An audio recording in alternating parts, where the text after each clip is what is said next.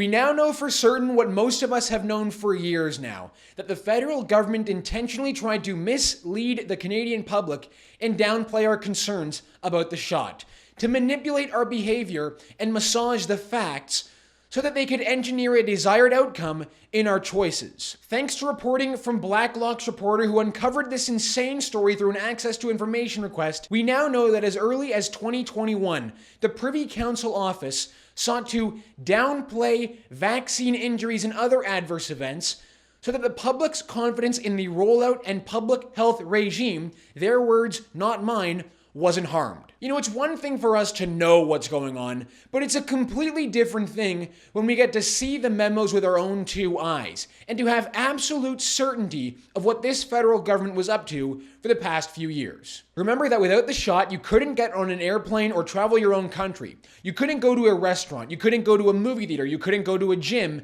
and you couldn't even go to your university classes. And while the government was instituting these tyrannical and authoritarian mandates, they sought the need to bend the facts and downplay any vaccine injuries. Just let that sink in. One would love to say that this is just unbelievable, that they can't believe a government would sink to these depths to manipulate the public. But really, are any of us surprised about this? Drop a like in the video, help us out by subscribing to the True North YouTube channel, stick around for the Ratio of the Week prize, and the comment question for the episode is this: do you feel lied to? Let me know in the comments, and let's get into it. Unless you follow independent media in Canada, it's likely that you missed this bombshell story from Blacklock's reporter because only one legacy media outlet felt the need to report on it, that being the Toronto Sun. But take a look at this now uncovered memo from the Privy Council office. The memo is titled, "Testing Behaviorally Informed Messaging in Response to Severe Adverse Events Following Immunization." That's right, so the federal government felt that they needed to test behaviorally informed messaging so as not to tell the public what's really going on, but actually bend the facts so that people don't get concerned about the vaccines. Now, this is what the Testing Behaviorally Informed Messaging memo has to say. News reports of adverse events following immunization and the government's response to them have strong potential to influence public confidence in vaccines and their safety.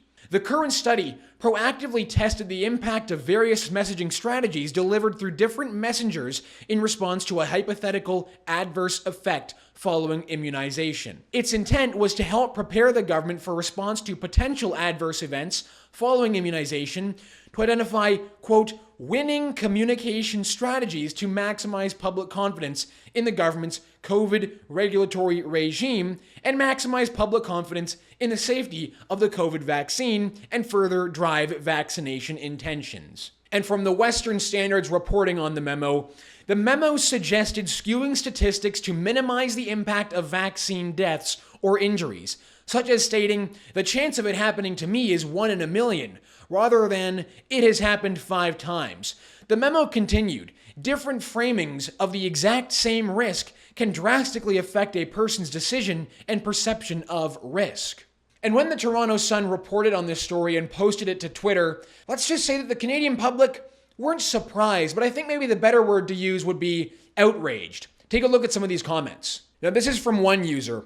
Downplaying, in my opinion, is the equivalent of lying on the subject of vax injuries and deaths. The only reason for this is to hide the truth from the public. But I thought they were safe and effective, says another user. And then this one, winning strategy to never trust public health officials again? Yeah, I'd say it worked. Now, what exactly did some of these winning communication strategies look like? Well, take a look. The science is clear. These vaccines are safe and effective. Every vaccine that's in use right now has been approved by Health Canada as safe and effective. Mr. Speaker, the science is clear. Vaccines are safe and effective. And science is clear on this matter. Vaccines are safe and effective in reducing the spread of COVID-19. So many important reasons to get the COVID-19 vaccine. For me, protecting my parents is my why. And I have been vaccinated because that's one of the ways I can protect my family. How do I know COVID-19 vaccines are safe without long-term data? Clinical trials for COVID-19 vaccines have been taking place since the spring of 2020, and millions of people around the world have already been vaccinated. The vast majority of side effects from vaccines are minor and occur soon after vaccination. Find out more about the clinical trials at canada.ca/COVID vaccine. Oh, and based on the Freedom Convoy, I think it's pretty safe for all of us to say that the government's use of employing winning communication strategies to maximize the public's confidence in the public health regime failed spectacularly. In an attempt to do their job of holding the federal government to account, opposition MPs in March from the Conservative, NDP, and Bloc side introduced a motion to get access to the contracts signed between the federal government and Big Pharma companies for the vaccines. The federal government worked hand in hand with Big Pharma to try and stop opposition MPs from getting their hands on these contracts. But when the motion passed, the Liberals weren't done. The Liberals then sought a motion to force all MPs to sign an NDA if they wanted to actually view the contracts. Of course they did, right? Even if the MPs that we elect are able to see the contracts, they're not allowed to show us, the people, even though we, the people, were the ones impacted most by mandates. We're not allowed to see the contracts. We're not allowed to see the details. Of course, it needs to be held behind an NDA. How transparent. The facts that you just heard in those videos before from the federal government, from public health doctors, and even from those corporate Memphis Health Canada ads don't exactly line up with what Liberal MP Anthony Housefather told members of Parliament in that committee while they were debating the motion to access the contracts signed with Big Pharma. Housefather admitted that one of the reasons why the contracts needed to be kept from the Canadian people is that the pharmaceutical companies needed to be protected from liability. These agreements require employees of the Government of Canada that access these documents to sign confidentiality agreements. And why is that? Why is there much more redactions, as my colleague said, in these documents than in other documents? It's because these documents were signed at the beginning of a pandemic, when everybody was desperate for vaccines, when companies were being told to rush vaccine production, do testing in an unprecedented way, in a way they normally don't do it. So these companies were exposed to way higher liability, putting their products on the market than they normally would, because they didn't do the type of testing that normally takes these drugs years to come to market. They did it all in less than a year. So that's why these companies said, if I'm going to deliver you this product that I haven't tested in my normal way, I want to have different conditions. So there you have it from Housefather's own mouth. The testing that is usually required for a vaccine to come to market was done in less than a year, as he says, and that the companies didn't test in their normal way. Now, if you think that's bad, listen to what the Pfizer Canada president told MPs in that same committee meeting about why Conservatives and other opposition MPs weren't allowed to access the contracts. Today, I want to highlight why disclosure of our confidential agreements with the government sends a very concerning signal about how this country upholds its contractual obligations and could challenge its reputation as a reliable partner for future contracts across all business sectors. Remember when they told you to get vaccinated, not to protect yourself, but to protect others? It wasn't for you, but it was for grandma.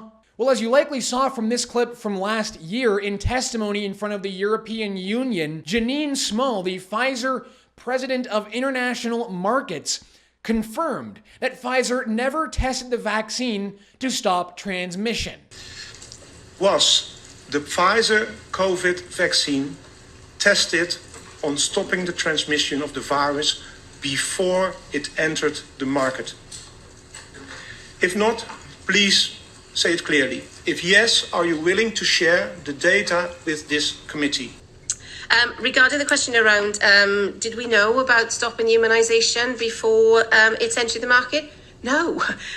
We had to really move at the speed of science to really understand what is taking place in the market. Okay, so let's try and summarize what we now know. As early as May of 2021, the Privy Council sought to skew data and mislead the public and downplay vaccine concerns. Despite the federal government and other public health officials telling us that the reason to get the vaccine was to protect others, Pfizer said the vaccine was never tested to stop transmission. And now, Pfizer and other pharmaceutical companies are blocking attempts from Canadian members of Parliament to get access to the contracts that they signed. The reason, as Anthony Housefather admitted on camera, was to protect them from liability. But there's another key to this story that needs to be mentioned, and that is the censorship angle, the collusion between big tech, governments, and the pharmaceutical companies. So they're trying to censor MPs and the public from seeing the contracts, but as you're all well aware, throughout the pandemic, big tech was censoring information, true or false, about the vaccines, about public health initiatives, and about basically anything that they wanted censored. Don't believe me? Fine, don't take my word for it. Take it from the mouth of Mark Zuckerberg himself, who said this on a podcast appearance last week.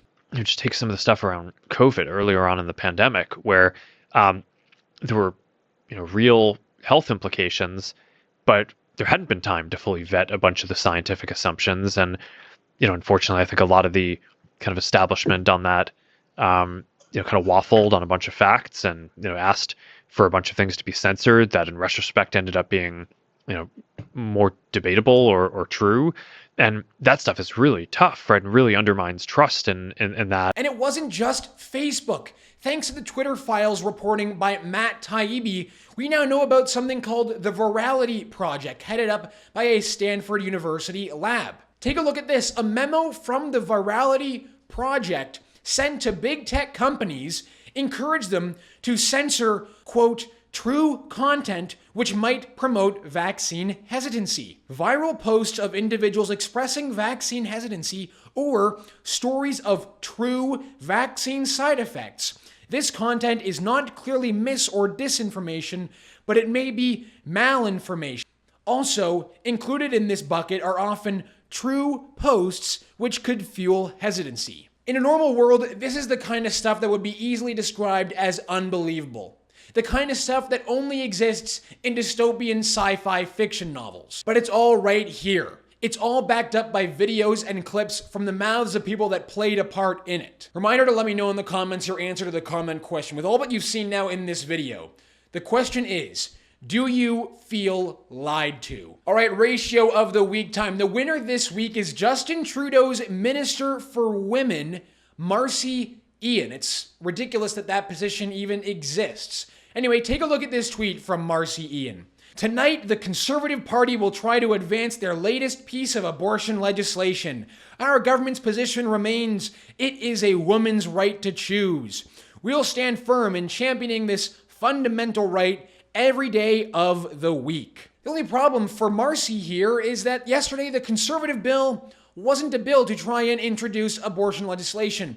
It was a bill to try and strengthen penalties for those that commit violent acts against pregnant women. And again, don't take it from me, take it from the fact check, the community notes slapped on Marcy Ian's tweet. Bill C-311 is intended to amend the Criminal Act to add stiffer penalties for violence against pregnant women. Abortion is not mentioned anywhere in Bill C-311. Look at this ratio. 1,439 replies to only 760 likes at the time of this recording. This guy responded, 7 years to bring in legislation, but have refused to do so. What are you afraid of, running out of wedge issues? Good point though, the federal Liberals have the ability to pass abortion legislation and put this issue to rest. Not that I support it, in fact quite the opposite. They could end this issue, but they won't do it. Because if they do, then they'll lose the ability to try and wedge the Canadian public on this very sensitive social issue. Good point there from Tim Talk. No, they don't. Stop making up pathetic lies to try and deflect from all of the corruption scandals that your leader and his entire cabinet are involved in. And as Marco points out here, where does the proposed bill say abortion? Anywhere? No, the answer is obviously no. The bill has nothing to do with abortion. But of course, that doesn't stop the Liberals from doing what they usually do. All right, everyone, that's going to do it for us this week on the show. Thank you so much for tuning in. My name is Harrison Faulkner, and this is Ratio.